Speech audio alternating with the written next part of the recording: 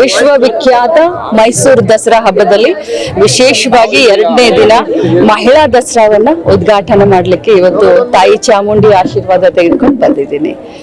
So ಬಹಳಷ್ಟು ಅಭಿಮಾನ ಅನ್ಸುತ್ತೆ. ಯಾಕಂತಂದ್ರೆ ಬರೀ ದೇಶದಲ್ಲಿ ಅಷ್ಟೇ ಅಲ್ಲ, ವಿದೇಶದಲ್ಲಿನೂ ಪ್ರಖ್ಯಾತಿಯನ್ನ ಹೊಂದಿದಂತ ಈ ಮೈಸೂರು ದಸರಾದಲ್ಲಿ ವಿಶೇಷವಾಗಿ ಮಹಿಳೆಯರಿಗೋಸ್ಕರ ಮಹಿಳಾ ದಸರಾ ಸ್ವಾಭಿಮಾನದ ಹೆಜ್ಜೆಯನ್ನ, ಭವಿಷ್ಯದ ಕಡೆ ದಿಟ್ಟ ಹೆಜ್ಜೆಯನ್ನ ಇಡ್ತಾ ಇರುವಂತ ಎಲ್ಲ ಮಹಿಳೆಯರ ಒಂದು ಸ್ಟಾಲ್ಗಳನ್ನ ಇವತ್ತು ಉದ್ಘಾಟನೆ ಮಾಡಿ ಅವರ ಸ್ವಾಭಿಮಾನಕ್ಕೆ ಇನ್ನೊಂದು ಹೆಮ್ಮೆಯ ಗೆರೆ ಅನ್ನೋ ಹಾಗೆ ಒಂದು ಕಾರ್ಯಕ್ರಮದಲ್ಲಿ ಅವರ ಜೊತೆ ಪ್ರೀತಿ ವಿಶ್ವಾಸವನ್ನ ಹಂಚ್ಕೊಂಡು ಹೋಗ್ಲಿಕ್ಕೆ ಬಂದಿದ್ದೀನಿ.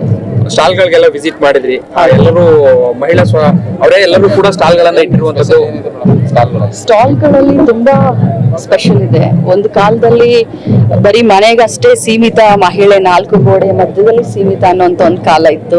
ಅದಾದ್ಮೇಲೆ ಮಕ್ಕಳನ್ನ ಹೆರುವಂತದಷ್ಟೇ ಒಂದು ಕಾಲ ಇತ್ತು. ಬಟ್ ಇತ್ತೀಚಿನ ದಿನದಲ್ಲಿ ಪುರುಷ ಪ್ರಧಾನ ಸಮಾಜದಲ್ಲಿ ತಮ್ಮ ಎಲ್ಲರನ್ನೂ ಹಿಡ್ಕೊಂಡು ಪುರುಷರಿಗೆಲ್ಲರೂ ಕೂಡ ಮಹಿಳೆಯನ್ನ ಹೊಸ ಹೆಜ್ಜೆ ಇಡುವ ಹಾಗೆ ತಾವು ಕೂಡ ಎಲ್ಲರೂ ಪ್ರೇರಣೆ ಮಾಡ್ತಾ ಇದ್ದೀರಾ. ಇವತ್ತು ವಿಶೇಷವಾಗಿ ಈ ಸ್ಟಾಲ್ಗಳಲ್ಲಿ 10 ರಿಂದ 15 ಸ್ಟಾಲ್ಗಳು ಗೃಹಲಕ್ಷ್ಮಿಯ ಹಣವನ್ನ ಉಪಯೋಗ ಮಾಡಿಕೊಂಡು ಮಾಡಿದಂತ ಸ್ಟಾಲ್ಗಳಿದ್ದಾವೆ. ನಮ್ಮ ಸರ್ಕಾರದ, ನಮ್ಮ ಮಾನ್ಯ ಮುಖ್ಯಮಂತ್ರಿಗಳ ಆಸೆ ಏನಾಗಿತ್ತು ಅಂತಂದ್ರೆ ಮಹಿಳೆಯರನ್ನ ಸ್ವಾಭಿಮಾನ ಮಾಡ್ಬೇಕು, ಸ್ವಾಭಿಮಾನದಿಂದ ಸ್ವಾವಲಂಬನ ಜೀವನ ಮಾಡ್ಲಿಕ್ಕೆ. ಸೊ ಈ ಒಂದು 10-12 ಸ್ಟಾಲ್ಗಳನ್ನ ನೋಡಿದ್ರೆ ಎಲ್ಲೋ ಒಂದು ಸಾರ್ಥಕತೆಯ ಭಾವನೆ ನಮಗೆ ಮೂಡ್ತಾ ಇದೆ.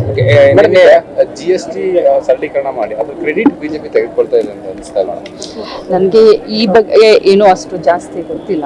ಕ್ರೆಡಿಟ್ ಆಗ್ಲಿ ಡಿಸ್ಕ್ರೆಡಿಟ್ ಆಗ್ಲಿ ಹಬ್ಬದ ವಾತಾವರಣದಲ್ಲಿ ಇದೀವಿ, ರಾಜಕಾರಣ ಮಾಡುವಂತ ಸಂದರ್ಭದಲ್ಲಿ ನಿನ್ನೆ ಬಾನು ಮುಸ್ತಕ್ ಅವರು ಉದ್ಘಾಟನೆಯನ್ನ ಮಾಡಿದ್ರು. ಎಲ್ಲವೂ ಕೂಡ ನಿನ್ನೆ ಸರಾಗವಾಗಿ ಬಹಳ ವಿಜೃಂಭಣೆಯಿಂದ ಆಯ್ತು. ಬಟ್ ಈಗ ಅದೆಲ್ಲವೂ ಆದ್ಮೇಲೆ ವಿರೋಧ ಮಾಡಿದಂತವ್ರು ಕೂಡ ಒಪ್ಕೊಳ್ಳುವಂತ ಸ್ಥಿತಿ ನಿರ್ಮಾಣ ಆಗ್ತಾ ಇದೆ. ಒಂದಷ್ಟು ಜನ ಅಕ್ಸೆಪ್ಟ್ ಮಾಡ್ತಾ ಇದ್ದಾರೆ. ಯಾರೆಲ್ಲ ವಿರೋಧ ಮಾಡಿದ್ರು ಅಲ್ಲೂ ಕೂಡ ಒಂದಷ್ಟು ಅಕ್ಸೆಪ್ಟೆನ್ಸ್ ಗಳು ಕಾಣಿಸ್ತಾ ಇದೆ.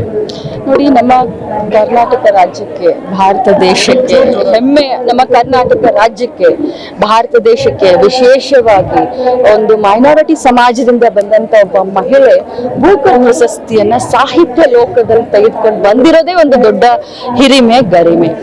ಸಾಹಿತಿಗಳಿಗೆ, ಕವಿಗಳಿಗೆ, ವಿಶೇಷವಾಗಿ ಸಮಾಜಮುಖಿಯಾಗಿ ಚಿಂತನೆ ಮಾಡುವಂತವರನ್ನ ಒಂದು ಜಾತಿ, ಒಂದು ಬಣ್ಣವನ್ನ ಕಟ್ಟಿ ಆ ಒಂದು ದುಡ್ಡಿನಿಂದ ನೋಡುವಂಥದ್ದು ನನ್ನ ಮಟ್ಟಿಗೆ ನನ್ನ ಮಟ್ಟಿಗೆ ಅದು ಅಕ್ಷಮ್ಯ ಅಪರಾಧ ಅಂತ ಹೇಳಲಿಕ್ಕೆ ನಾನು ಬಯಸ್ತೀನಿ. ಯಾಕಂತಂದ್ರೆ ಈ ಸಾಹಿತಿಗಳಿಗೆ ನಾವು ಜಾತಿ ಬಣ್ಣ ಎಲ್ಲ ಕಟ್ಟಿಬಿಟ್ರೆ ನಮ್ಮ ಸಾಹಿತ್ಯವನ್ನ ಶ್ರೀಮಂತ ಮಾಡುವಂತ ಇಂಥವ್ರಿಗೆ ಅದು ಬಹಳ ದೊಡ್ಡ ತಪ್ಪಾಗುತ್ತೆ. ಅವರು ನಿನ್ನೆ ತಾಯಿ ಚಾಮುಂಡೇಶ್ವರಿಯ ಸನ್ನಿಧಾನದಲ್ಲಿ ಈ ಒಂದು ದಸರಾ ಉದ್ಘಾಟನೆಯನ್ನ ಬಹಳ ವಿಜೃಂಭಣೆಯಿಂದ ಮಾಡಿದ್ದಾರೆ.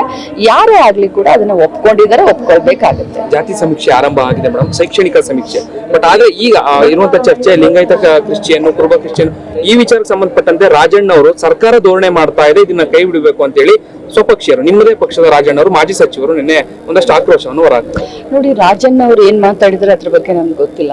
ಬಟ್ ಪ್ರಾಮಾಣಿಕವಾಗಿ ಹೇಳ್ಬೇಕು ಅಂತಂದ್ರೆ ಇಂಥ ಗೊಂದಲಕ್ಕೆಲ್ಲ ಮಾನ್ಯ ಮುಖ್ಯಮಂತ್ರಿಗಳು, ಉಪಮುಖ್ಯಮಂತ್ರಿಗಳು ಈಗಾಗಲೇ ತೆರೆಯನ್ನ ಎಳೆದಿದ್ದಾರೆ. ಕ್ಯಾಬಿನೆಟ್ ನಲ್ಲೂ ಕೂಡ ಇದ್ರ ಬಗ್ಗೆ ಚರ್ಚೆ ಆಗಿದೆ. ಇದಕ್ಕೆ ಈಗಾಗಲೇ ತೆರೆಯನ್ನ ಎಳೆದಿದ್ದಾರೆ.